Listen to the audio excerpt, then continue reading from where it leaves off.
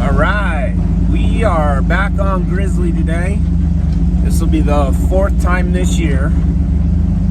First two times checking trail conditions. Third time, if you've seen our videos, we made it all the way to the lake.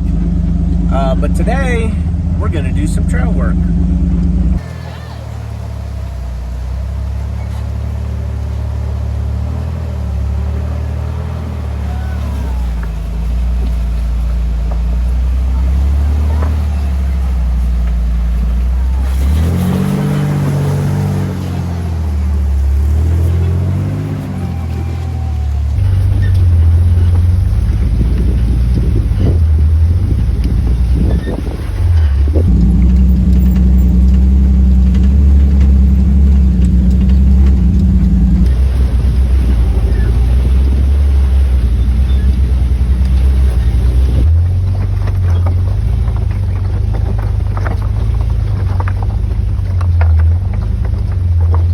So here's what we got, and here's what we're up here working on. This section was obliterated here by an avalanche early 2019 during that historic Abbey year, and the road used to kind of split through here. There was a high road and a low road, and it was always really wet when we cut it out.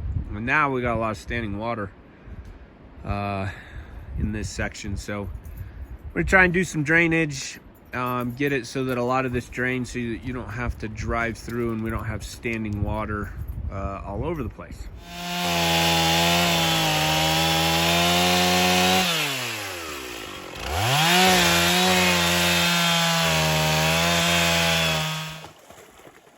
She obviously walks like... Hey.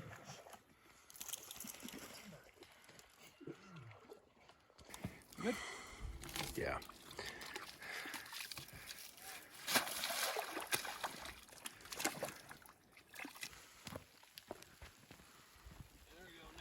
Being farmers, so we used to carry our boots. Oh yeah, on the back.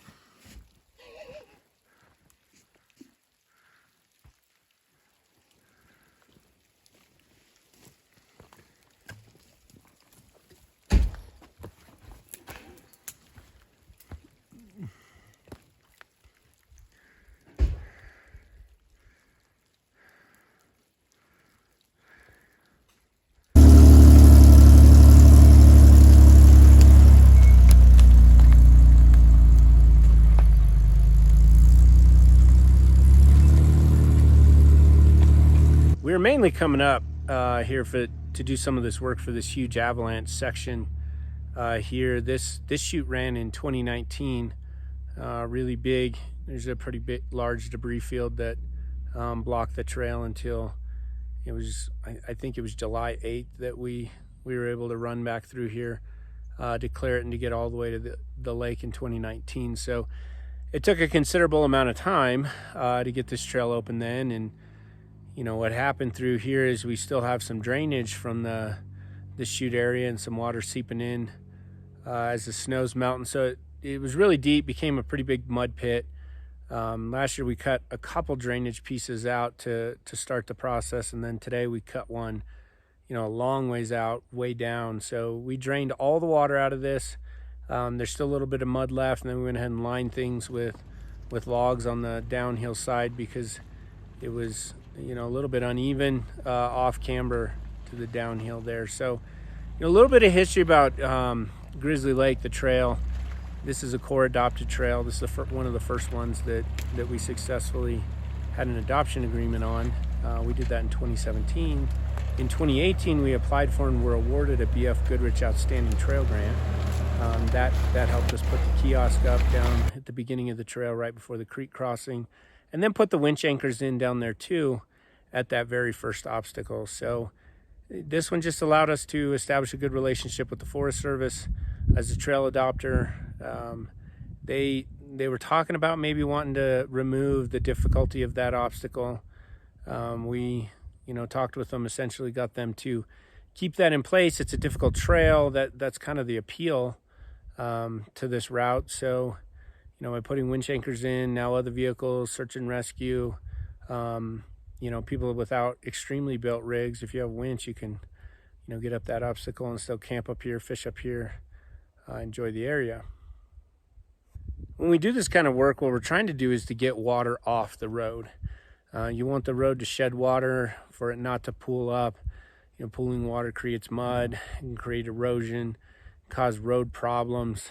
I'm working with Forest Service engineering, working on water bars, working on things to really de-water roads.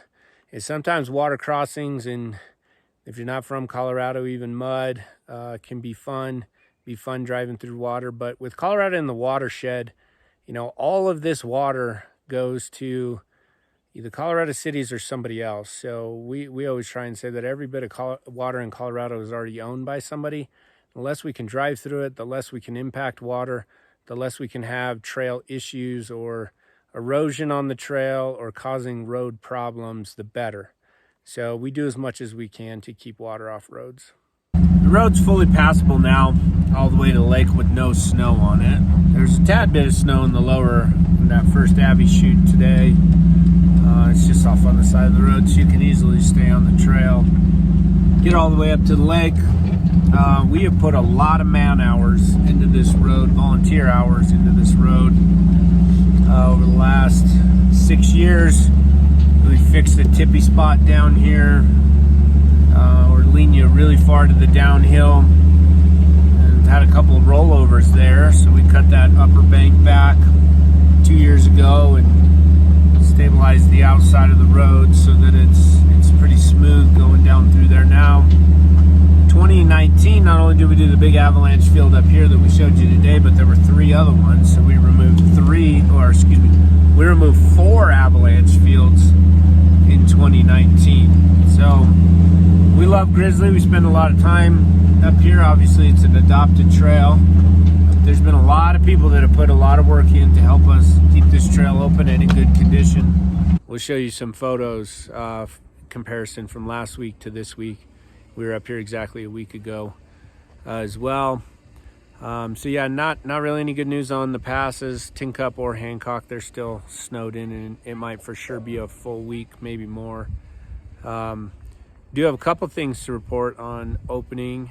We got a message. Max Hobbs was able to get to the top of Antero the other day. So photo up there on the interchange over there going down to Browns Lake. And then Michael Randall posted on our Cumberland picture that he was able to get all the way over Taylor Pass. So there's 2 more that we can add to the list. Taylor Pass and also Mount Antero. Everything else around St. Elmo besides the 2 passes are open. So we'll keep checking on Tincup and see when we can shovel that one out.